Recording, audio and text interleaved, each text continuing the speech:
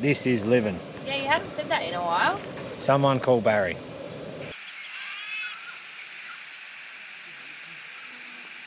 So, I'm not going to tell you what the code is because I think that's probably a bit naughty.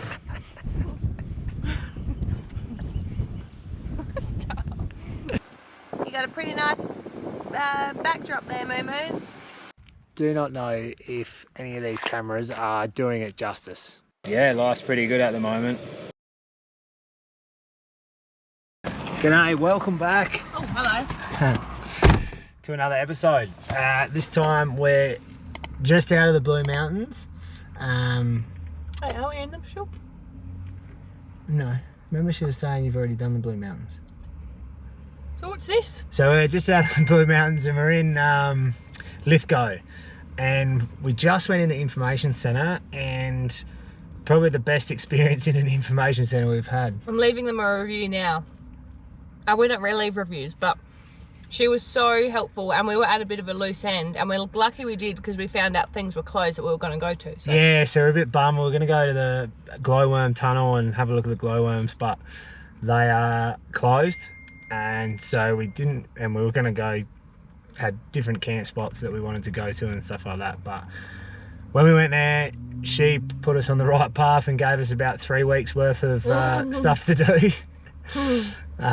So yeah, definitely recommend, if you're in Lithgow, head to the information centre to get all the information about the, you know, the national parks around here. Where to camp, what to do, all of that.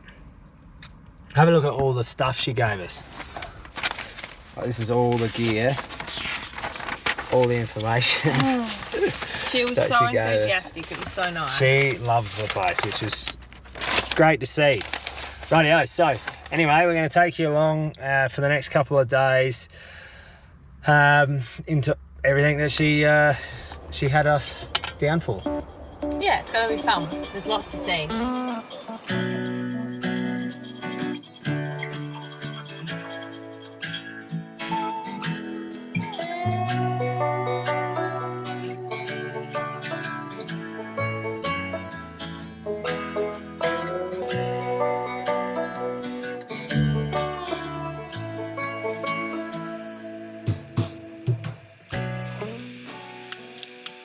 So we've turned up to this absolutely magnificent campsite. It's an absolute ripper. What do you reckon, Meg? Yeah, good. I'm a bit worried to use long life cream. Smells right. Sweep out the clumps. That shimmied up. That looks yummy with those sun-dried tomatoes in there. It does, doesn't it? I don't say this often these days, but this is living. Yeah, you haven't said that in a while. Someone call Barry.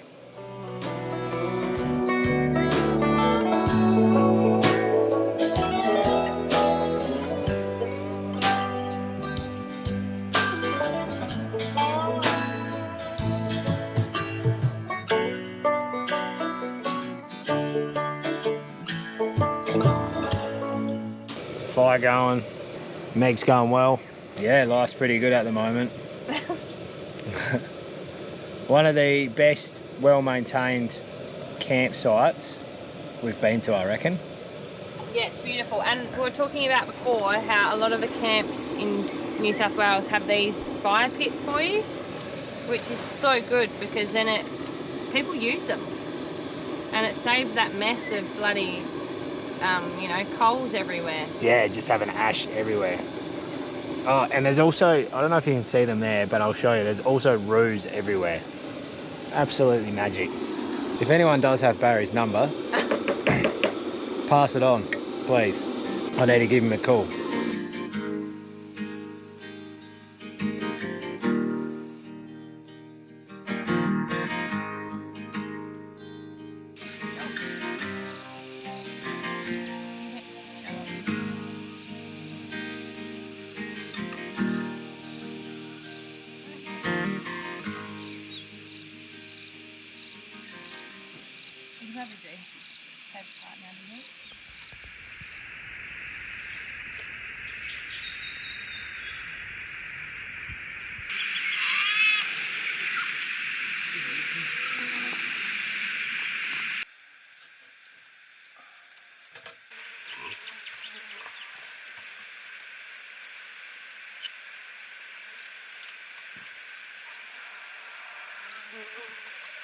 It's a lot of Vegemite.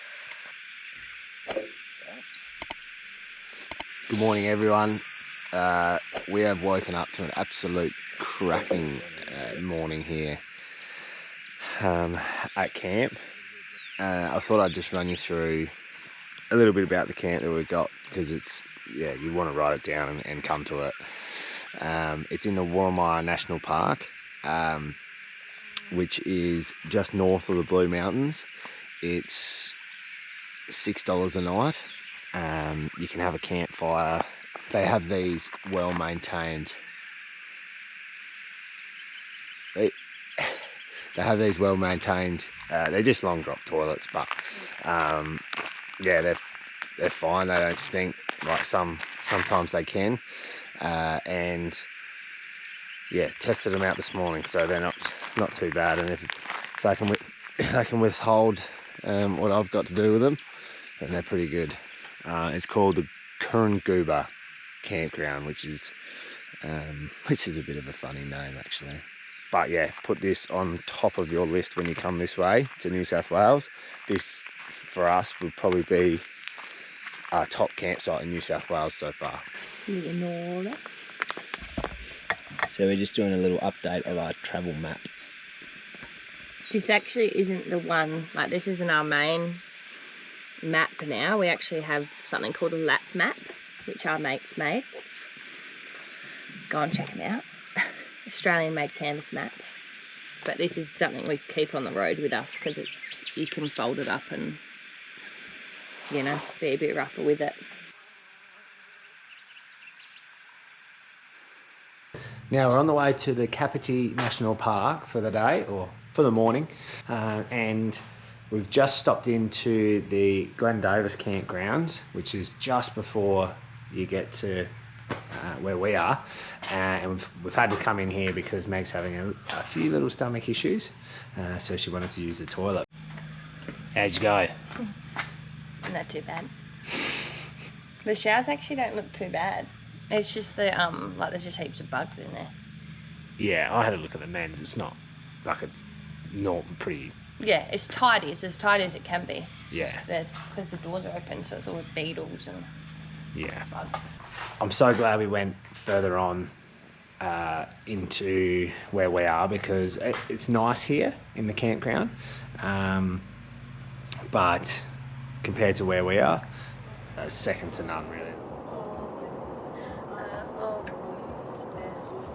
So, to come to Capertee National Park, you actually need a gate code because it's a private. I'm not quite sure what the goal is, but the Lady Information Centre said it's like a standalone, like it's run, I don't know, it's run separately to something. So, I'm not going to tell you what the code is because I think that's probably a bit naughty. But I got it wrong anyway. But you need to get a code to come into Capertee National Park. So you forget the code? Yes. Oh, I just got it around the wrong way. So if you ever want to come in here, you need to call the National Parks office at Mudgee or Blackheath. We'll flash up the numbers for Mudgee and for Blackheath for you to call them.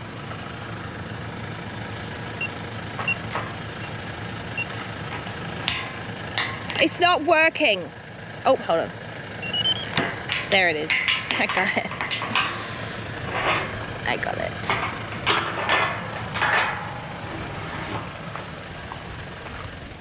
I think it's quite, I mean,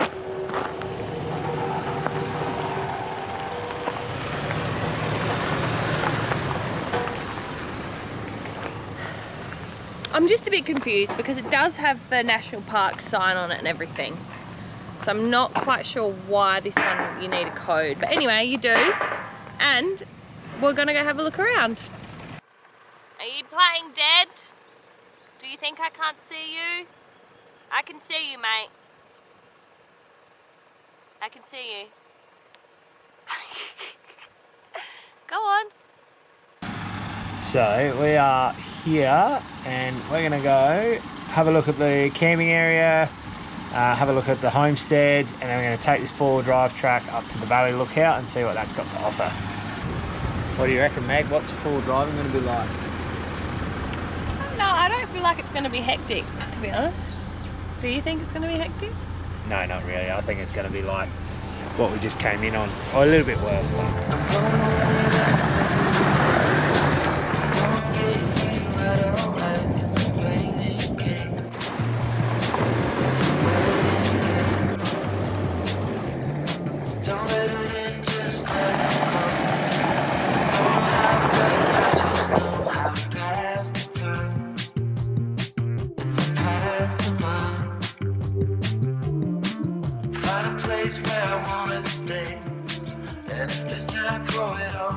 Okay, so we made it to Valley Lookout. So, as you can see,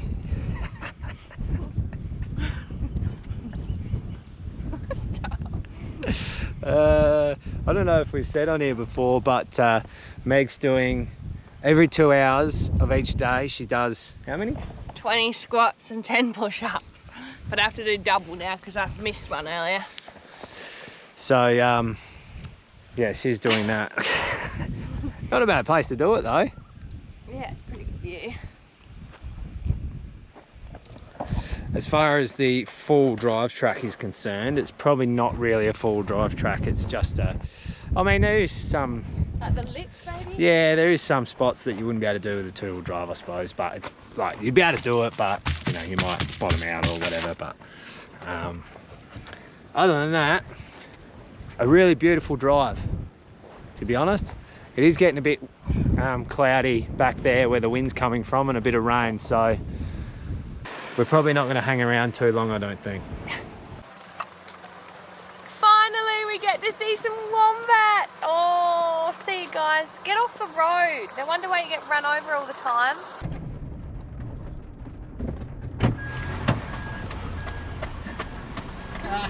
Calm as a bitch. I've got a camera. Calm as a bitch.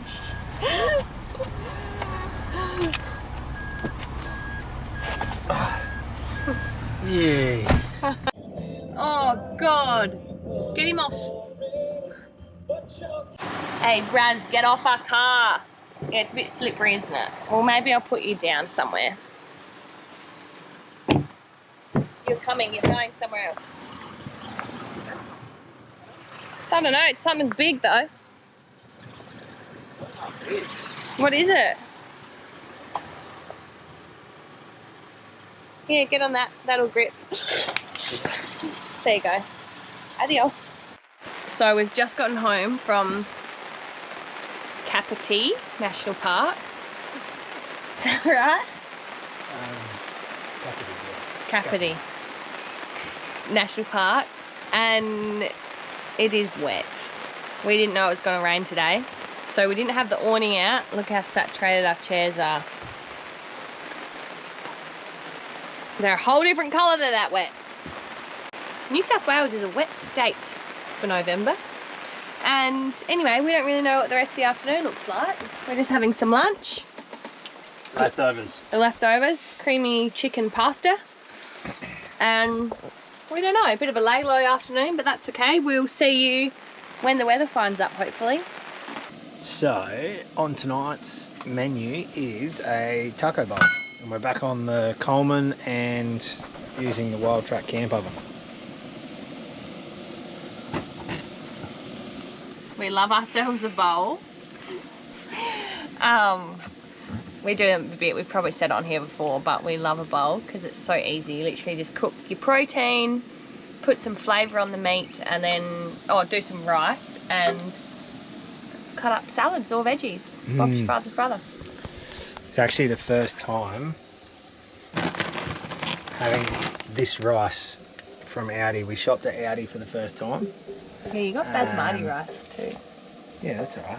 I meant to. Did you? Yeah. So we'll see how this goes. Now, I reckon we might not even shop at Audi like once, I reckon. I might have a port. You want one? Yeah, right, bugger it. Cool.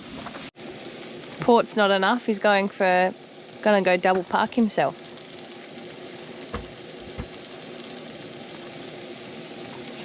So I wasn't going to have a beer, but because Meg's having a port. You're having a port as well. Yeah, I know, but you can't drink port without beer. You very much can. Maybe I'll have your port. Well, I don't think so. Thank you very much. That sounds a bit silly to me.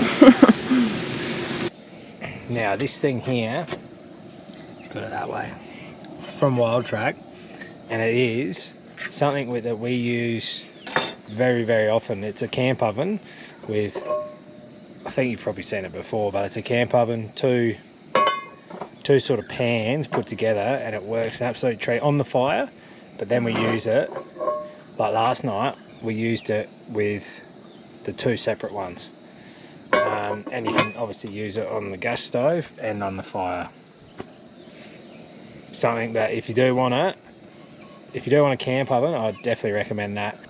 Especially if you're traveling full time as well. Like, if you can have something that does two things, then that is an absolute bargain. And if it's a pan as well as a camp oven, perfect. Space saver. And you can get 10% off too, just to let you know, using our code CSWU. CSWU 10. 10? Yeah, I think it's gear that I'd take again and again and again. That is the end result. Yummy. We've swapped it up a little bit though. Mm. Yeah. Where is it? Just here. Just here. Come out. Nice and quiet.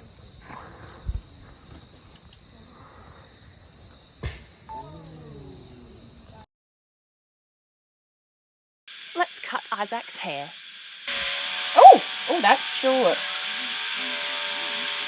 You don't keep going if it's too short. What have you been up to? What are you doing with your life? I've just been travelling around, Okay. living the dream, having a bit of fun. Yep. So what do you do? Like, how do you live? How do you make money? Do you make money on the road? I don't. I don't have money. Look at me.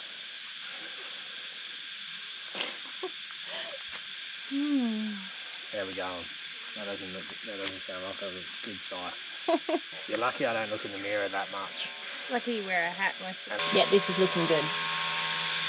Wow, that's really good. That's really good. Nice doing business with you. Alright, we're finished at that campsite. Kurungooba. Favourite one in New South Wales so far. Absolute picturesque, and definitely come here if you're in the Blue Mountains or exploring that area. Now we've got to do our favourite part, or Meg's favourite part, is dumping out our Poo-poos and wee-wees. dumping out our waste out of our porta potty, and then we'll be back. What do you reckon, Meg? I'm wearing too nasty clothes to do Oh, this. you can't do it? Alright, fair enough. Muscle workout. Heave! Christ almighty. You can do it. Jeez, you've dumped a fair bit in here. So, it's really good that this place has a dump spot, but because it is in quite a remote spot, it doesn't have a hose with it. So we are going to use our shower hose to make sure we give it a rinse. Now, we won't show you this part. You'll probably just see us when we're Down the road. at our next part. We are going to the Lost City, so we're going to go check that out. So we'll see you there. So we're on our way up to the Lost City, and Izaac has done some reading, and apparently it's quite full drivey, which we'll find out. So we've decided to leave the van. We've found a little spot. Just on the side of the road. On the side of the road, but it's a whole parking bay, so... Little stop off before we get to the Lost City. We stopped in at some Aboriginal rock art. I can't really say the name, so I'll put it up on the screen. Anyway, it's about a 300-metre walk up some stairs, but it's not that bad, and it's worth the walk, that's for sure. Lovely.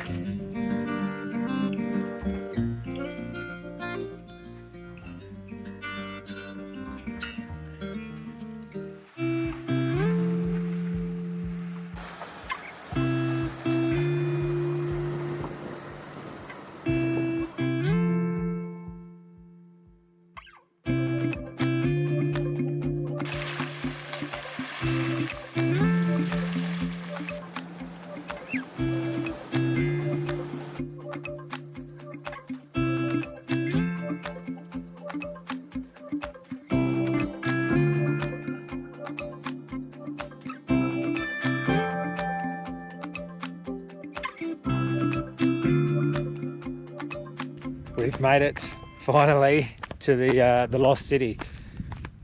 Woo! Meg was very, very skeptical on the way here because it's really just fire tracks. I don't think this is right, Izaac. It's just a shame. Maybe not this one. Yeah. Where else do you go though? Like, where do you think you go from Lithgow? Do you get to this spot as well? Yeah. Huh. Yeah. There's not even signs like Izaac said, it's literally just fire tracks. What is this place?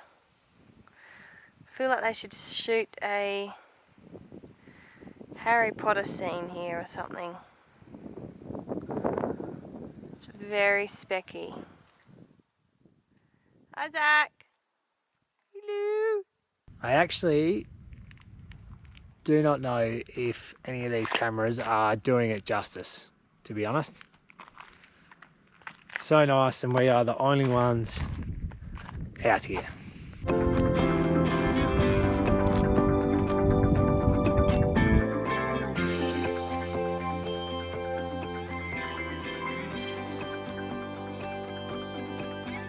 All finished for that episode. Thank you so much for coming along to watch. We love your support. So if you do enjoy our videos, please like and subscribe. Tell your mates to watch it as well. I reckon that's probably some of the best things we've done in New South Wales so far. We had one of our favourite camps and the lost city. Although it took a little bit to get to, it was well worth it. Bye bye, we'll see you in the next one. Oh, the next one's going to be so good too. Make sure you come. I don't know if you can hear me or not, but I just went. That was very, very fun. But I'll show you Meg's turn. Meg next. Meg's